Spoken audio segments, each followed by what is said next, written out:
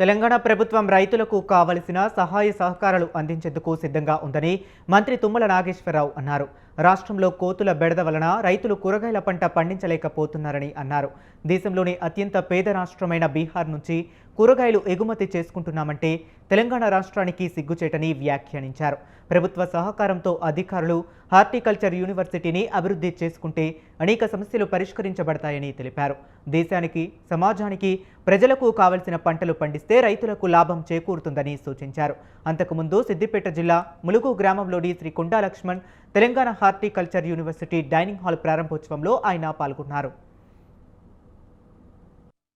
ఇతర రాష్ట్రాల్లో పండే పంటను కూడా మనం ఇక్కడ ప్రపోజ్ చేయాలి, రైతుల్ని మోటివేట్ చేయాలి. ఆ శాఖాపరంగా నేను తీసుకోవాల్సిన జాగ్రత్తలన్నీ కూడా తీసుకొని, ఇందాక జాతి కూడా మన దగ్గర పండుద్ది, దానికి డిమాండ్ ఉంది. ఒక్క ఆర్గానాటికి డిమాండ్ ఉంది, అది కూడా మన దగ్గర పండుతుంది. అదేవిధంగా మెకడమియా కూడా పక్క రాష్ట్రాల్లో కర్ణాటక పక్క బోర్డర్లో పండిస్తున్నారు.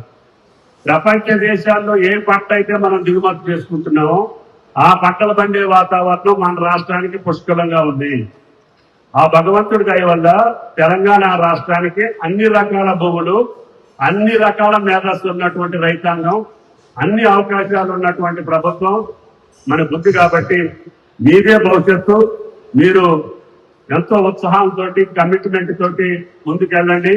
భవిష్యత్తు తెలంగాణ రాష్ట్ర వ్యవసాయానికి సంబంధించి, అందులో మోస్ట్లీ హార్టికల్చర్ సంబంధించి ఉండాలనేది నా వ్యక్తిగత